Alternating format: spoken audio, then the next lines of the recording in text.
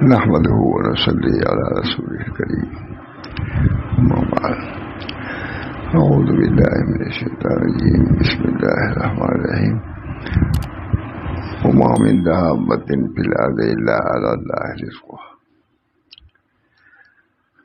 اللہ تعالیٰ نے ارشاد فرمایا وما من دابة في الأرض إلا على الله رزقها. زمین پر کوئی چلنے والا ایسا نہیں ہے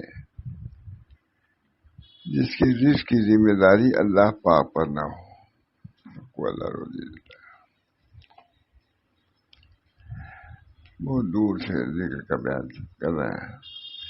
اللہ تعالیٰ ذکر کی اہمیت ہمارے دلوں میں آئے، اپنے اوقات کو ذکر سے معمور کریں، منور کریں. بہت بڑی نعمت، بہت بڑی دولت ہے.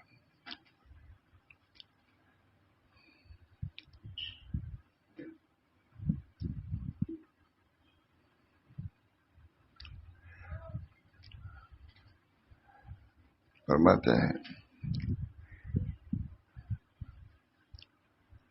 تمام مخلوقات کے رزق کی ضمانت، تمام مخلوقات کے رزق کی ضمانت اللہ پاک نے لے لی ہے.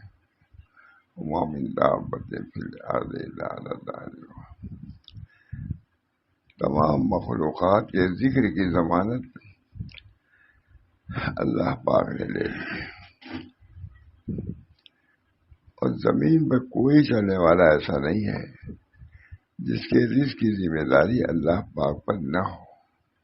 یہ عرض ابو سعید خدری کا بیان ہے کہ میرا معاملہ اللہ کے ساتھ کچھ اسی قسم کا تھا کہ مجھے 3 دن گزرنے کے بعد رزق پہنچتا تھا. سب کا معاملہ آتا لگا. ابو سعید خدری کا بیان ہے کہ میرا معاملہ اللہ کے ساتھ کچھ اس قسم کا تھا کہ مجھے 3 دن گزرنے کے بعد رزق پہنچتا تھا. سب اللہ کا کاروبار جاری ہے. پتا نہیں کہ ہمارے ساتھ کیا معاملہ ہے، ان کے ساتھ کیا معاملہ ہے.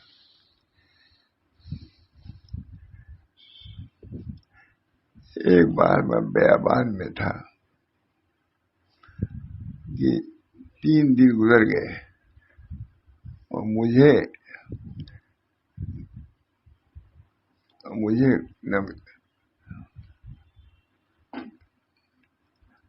کھانا نہ ملا. 3 دن گزر گئے اور مجھے کھانا نہ ملا. چوتھے دن مجھ پر ذوف طاری ہو گیا. میں ایک جگہ بیٹھ گیا تو اس وقت میں نے غیب سے ایک آواز سنی. بہت بڑے آدمی ہیں کہ اے ابو سعید تجھے قوت کی ضرورت ہے. تجھے قوت کی ضرورت ہے یا قوت کی ضرورت ہے؟ قوت بنے قوت اور قوت بنے روزی. تم کو قوت کی ضرورت ہے یا قوت کی ضرورت ہے؟ قوت کے بارے خوراک ہے. میں اسی وقت اٹھ کر کھڑا ہوا. کھانا پینا نہیں ملا لیکن ذوق کی حالت میں اٹھ کے کھڑے ہو گئے. قوت بنے روزی یا قوت بنے قوت. تم کو قوت کی ضرورت ہے کہ قوت کی ضرورت ہے؟ قوت کے ذریعے سے قوت ملتی ہے.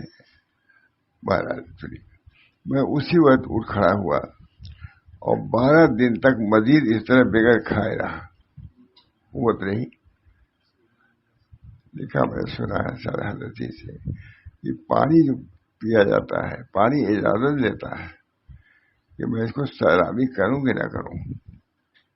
مجال نہیں کہ بھوک مٹا دے کھانا. کھانا بھی اجازت مانگتا ہے کہ میں اس کو قوت دوں یا نہ دوں. ہر وقت کاروبار جاری ہے. ہم لوگوں کے ساتھ بھی ہر وقت جاری ہے. پیاس کی ایک بیماری ہوتی ہے، کتنی ہی پانی پیتا ہے آدمی پیاس نہیں بجھتی. بھوک کی ایک بیماری ہوتی ہے، کتنی کھاتا پیتا بھوک نہیں جاتا. بہت سے لوگ اس کو فرما رہے ہیں. ایک بار میں بیابان میں سفر کر رہا تھا. 3 دن گزر گئے اور مجھے کھانا نہ ملا. چوتھے دن مجھ پر ذوف طاری ہو گیا. میں ایک جگہ بیٹھ گیا. اس وقت میں نے غیب سے ایک آواز سنی کہ اے ابو سعید، تجھے قوت کی ضرورت ہے یا قوت کی؟ میں اسی وقت اٹھ کھڑا ہوا اور 12 دن تک مزید اس طرح بغیر کھائے رہا. قوت مل گئی. قوت تو نہیں ملی، روزی نہیں ملی، قوت مل گئی. اسی وقت کھڑا ہوا اور 12 دن تک مزید اسی طرح بغیر کھائے رہ گیا، مگر مجھ میں کمزوری کے آثار بالکل ظاہر نہ ہوئے. بغیر کھانے کی قوت.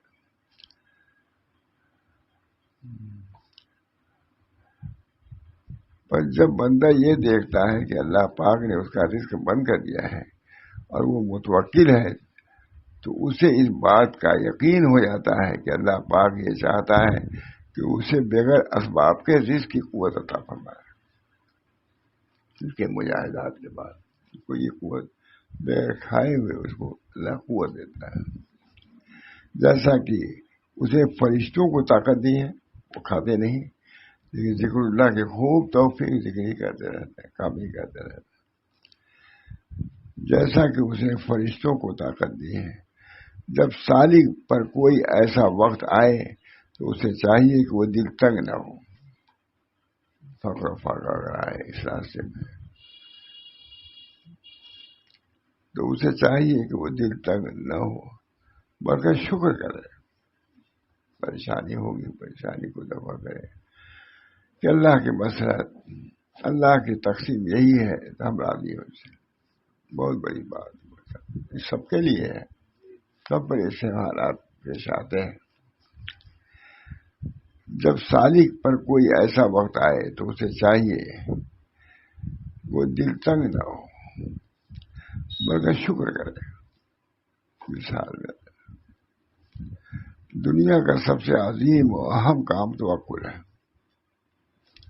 دنیا کا سب سے عظیم اور اہم کام توکل، اللہ پر بھروسہ. یاد نہیں آ رہا ہے، ایک دفعہ کروایا دیکھا کہ 2 چیزیں اختیار کرتے، یوں ہی بیان پھینکے 2 چیزیں توکل اور تواضع اختیار کرو. جو عام بات کہی. توکل سے اللہ سے تعلق درست ہو جائے گا. میں خود حضرت نے یہ فرمایا اس طریق میں توکل اور تواضع. توکل سے اللہ سے تعلق درست ہو جائے گا، توکل سے، اور تواضع سے مخلوق سے. ہم سے خود ایک صاحب کو کہلوایا حضرت نے کہ جا کے ان سے کہہ دو اس راستے میں توکل اور تواضع. توکل اختیار کرو گے تو اللہ سے تعلق درست ہوگا، تواضع اختیار کرو گے تو مخلوق سے درست ہوگا. دنیا کا سب سے عظیم اور اہم کام توکل ہے. اللہ تعالیٰ ہم لوگوں کو نصیب ہو. ومن یتوکل علی اللہ فہو حسبہ. اللہ بہت عمدہ کتاب ہے، بہت اچھی. بلکہ دنیا کا سب سے عظیم اور اہم کام توکل ہے. اللہ ہم سب، بلکہ دین اور دنیا کے کاموں کا مدار اسی توکل پر ہے.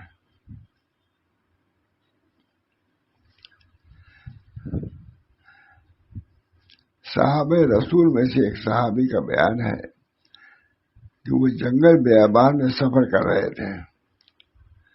شیطان نے ان کے دل میں وسوسہ پیدا کیا اور کہا کہ تو بالکل تنہا اور بے سہارا ہے، تیرے پاس نہ کچھ کھانے کو ہے نہ پینے کو، یہاں ہلاکت کا ڈر ہے، اس لیے کہ یہ مقام بالکل ویران ہے، دور تک آدم ہے نہ آدمزاد، بس ایک لک و دک سہارا ہے جس میں انسانی آبادی کا نام و نشان نہیں ہے. یہ کہا شیطان بکر کے ایسے نکلو بھاگو. مگر اس وقت میں نے یہ عزم کیا اور میرے دل میں کہا، اور میں نے اپنے دل میں کہا کہ میں اسی حالت میں اس بیابان کو طے کروں گا، بغیر کھائے پیے کچھ نہ ہو، اسی حالت میں اور ترک کا شیوا اختیار کروں گا. ترک اسباب کا شیوا اختیار کروں گا. جب تک مجھے کوئی شخص خود سے نہ دیکھ دے اور مجھے کوئی شے کھانے کو نہ دے، بلکہ میں اس وقت بھی نہ کھاؤں گا جب تک کہ وہ میرے ہاتھ سے لقمہ بنا کر میرے منہ میں نہ ڈالے. اب ان کی بھی عجیب کیفیت تھی، ارمان ہے. اس کے بعد میں راستہ بھول گیا. سب ارادہ کر لیا کہ اب کسی سے کچھ کہوں گا نہیں، مانگوں گا نہیں، کوئی کھلائے گا تو کھاؤں گا نہیں. میں راستہ بھول گیا اور کہیں سے کہیں نکل آیا. اسی حالت میں چل رہا تھا کہ میں نے ایک قافلہ کو دیکھا جو راہ سے بھٹک گیا تھا جنگل میں. میں نے اپنے آپ کو اس خیال سے زمین پہ گرا دیا کہ وہ مجھے دیکھ نہ لے. دیکھنے کے لیے شاید میں مانگوں یا وہ کھلا دے، یہ توقع میں. مگر اللہ پاک کے حکم سے وہ لوگ وہیں چلے آئے جہاں میں بے یار و مددگار حالت میں پڑا ہوا تھا. سبحان اللہ، بہت بڑی کتاب ہے.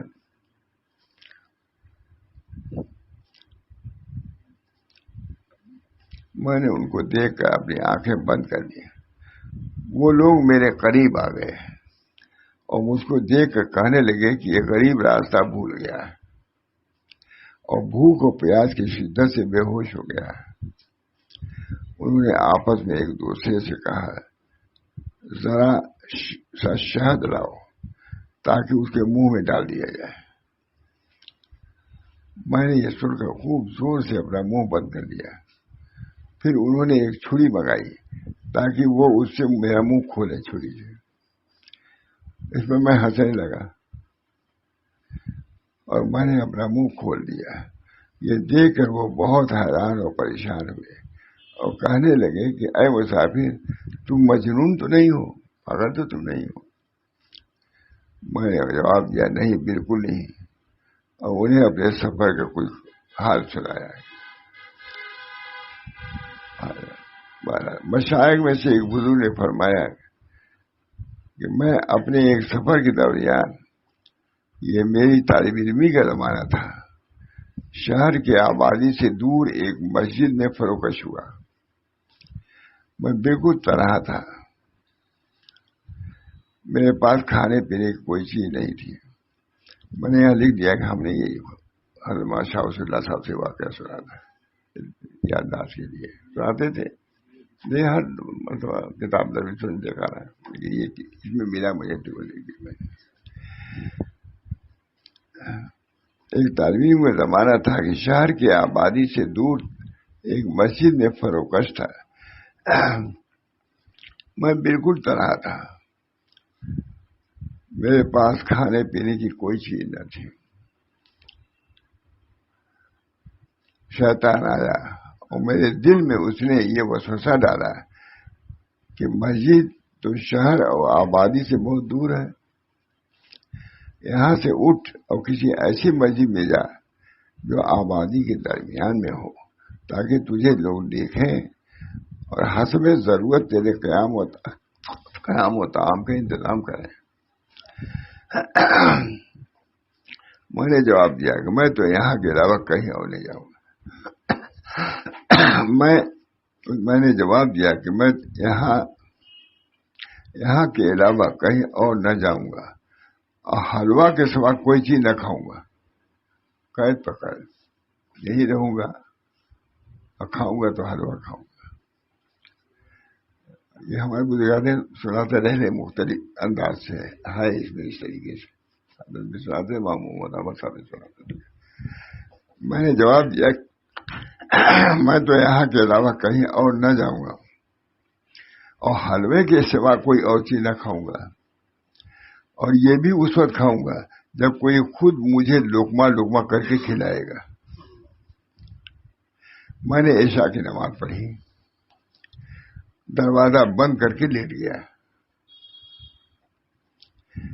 پھر جب رات کچھ گزر گئی تو کسی نے مسجد کے دروازے پر دستک دی. میں خاموش آیا. اسے دروازہ کھٹکھٹاتے ہوئے بہت دیر ہوئی، کھٹکھٹاتا رہا.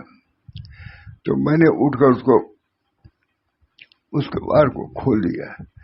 ایک بوڑھی عورت اندر داخل ہوئی جس کے ہاتھ میں کھانے کا خوان اور دوسرے ہاتھ میں ایک چراغ تھا. دسترخوان، کھانا بہترین. اس کے ساتھ ایک لڑکا بھی اندر آیا. بوڑھی عورت نے حلوے سے بھرا ہوا طبق میرے سامنے رکھ دیا. اب حضرت وغیرہ تھا، تفصیل سے نہیں رہا کرتے تھے ماشاء اللہ. دونوں طبق میرے سامنے رکھ دیا اور کہا کہ یہ حلوہ میں نے اس لڑکی کے لیے بنایا تھا، مگر درمیان میں بات چلنے کے لیے اسے یہ قسم کھا لی کہ میں یہ حلوہ نہیں کھاؤں گا مگر کسی مرد مسافر کے ساتھ. لڑکے کے لیے حلوہ بنایا تھا لیکن وہ قسم کھا لی کہ میں حلوہ ہی نہیں کھاؤں گا مگر کسی مسافر کے ساتھ، مگر کسی مرد مسافر کے ساتھ. بس ایک لقمہ اسے میرے منہ میں ڈال دیا اور دوسرا اپنے بیٹے کے منہ میں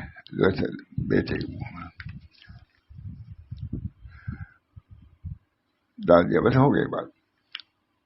اب اے خداوند ارجمند، معلوم ہونا چاہیے کہ تو کہ توکل کی تین کا قصہ ختم ہو گیا. ڈال دیا، ختم ہو گیا. اے خداوند ارجمند، معلوم ہونا چاہیے کہ تو توکل کی تین قسمیں ہیں: توکل عام، توکل خواص، توکل اخص خواص. توکل عام وہی سنا ویسے. توکل عام یہ ہے کہ رب الارباب پر بغیر ترک اسباب اور سبب کے بھروسہ کیا جائے. جیسا کہ مزارع کھیتی کرنے والا پہلے زمین کو تیار کرتا ہے، پھر اس میں خدا پر توکل کرتے ہوئے جو زمین سے نباتات کو اگانے والا، پھلدار درختوں کو پیدا کرنے والا ہے، اس میں صاف ستھری بیج ڈالتا ہے اور اس کے ثمرات کے لیے اپنے دل میں اللہ پر بھروسہ کرتا ہے. کھیت درست کیا، اس میں بیج ڈالا، پھر اللہ کے بھروسے پر کہ اس بیج کا ہم کو اتنا ثواب ملے گا. اسی طرح عوام دنیا و آخرت کے دوسرے معاملوں اور مسئلوں میں خدا پر توکل کرتے ہیں، اور دوسرے خاصان خدا کا توکل ہے جو ابرار ہیں. وہ یہ کہ نسب و اسباب وہی وہ احباب پر توکل کرنا چھوڑ دیتے ہیں. کوئی پر اور اس دائرے سے باہر آ جائے اور اللہ پاک پر جو واحد اور قہار ہے بھروسہ کرے. توکلنا علی رب السماوات، میں نے زمین و آسمان کے پیدا کرنے والے اور پالنے والے پر توکل کیا اور سبب اور نسب کو قضا و قدر کے ہاتھوں میں سونپ دیا. ومن یتوکل اللہ فہو حسبہ، اور جس نے اللہ پر توکل کیا اللہ پاک اس سے راضی ہوا. ایک بار موحد قدیم ابراہیم علیہ السلام نے بغداد خود بنیاد سے مکہ معظمہ جانے کا ارادہ کیا. ایک فقیر کو اس کی خبر ہوئی اور وہ فوراً ان کی خدمت میں حاضر ہوا اور کہا آخر چشوری دم. شیخ ابراہیم جب یہ سنا تو اپنے زبان سے صرف ترجمان سے فرمایا میں اس سفر میں تمہیں اپنے ساتھ رکھوں گا بشرطے کہ ہم لی جائے. بہت دیر ہو گئی ہے، قصہ طویل ہے. اللہ تعالیٰ ہم سب لوگوں کو اپنے ان بزرگوں کی تعلیمات پر عمل کرنے کی توفیق دے. یہ پڑھی ہوئی کتاب سالوں حضرت تھانوی نے ترجمہ کرایا اس کا، اور پھر میں نے مکے میں ملی تو پڑھا تو سناتی رہا، لیکن اب اس کے لیے سکون کی ضرورت ہے. اللہ تعالیٰ ہم سب لوگوں کو اپنے بزرگوں کی تعلیمات پر جو توکل کے بارے میں ہے، تواضع کے بارے میں، اس کو مستحضر رکھنے کی توفیق دے. مجھ سے حضرت نے خود فرمایا کہ فلاں سے جا کے کہو کہ توکل اور تواضع کو اختیار کرو. بنیاد ہے سلوکی یہی توکل سے اللہ سے تعلق درست ہوگا، یہ حضرت کی بات ہے، اور تواضع سے مخلوق سے. اور یہی تعلقات کے درست کرنے کا نام نسبت ہے، اللہ سے تعلق ہے. اس وجہ سے اس کی کوشش ہم سب کو ہونی چاہیے کہ اللہ سے اللہ پر بھروسہ، اور بھروسے کے لیے اس میں ذکر وغیرہ سب آ جاتا ہے، اور لوگوں کے ساتھ تواضع کا معاملہ ہو. اللہ ہم سب کو اس کی توفیق دے. وآخر دعوانا ان الحمدللہ رب العالمین. دعا ماشاء اللہ حضرات آ جاتے ہیں. طبیعت ٹھیک نہیں تھی لیکن میں نے سنایا اللہ تعالیٰ مجھے بھی اس سے نفع دے، آپ سبھی کو نفع دے، بلکہ پوری امت کو نفع دے۔ یہ وہ چیزیں ہیں جو فلاح تک پہنچانے والی ہیں۔ یہ صلاح ہے، ایسی صلاح سے فلاح تک آدمی پہنچتا ہے۔ حی علی الصلاح حی علی الفلاح، صلاح ہے اس کے بعد فلاح۔ اللہ تعالیٰ ہم سب لوگوں کو ان حقائق کو سمجھنے اور اس پر عمل کرنے اور اپنانے کی توفیق عمل فرمائے۔ ربنا تقبل منا انک انت السمیع العلیم برحمتک یا ارحم الراحمین، برحمت سید نبی کریم صلی اللہ تعالی علیہ وسلم۔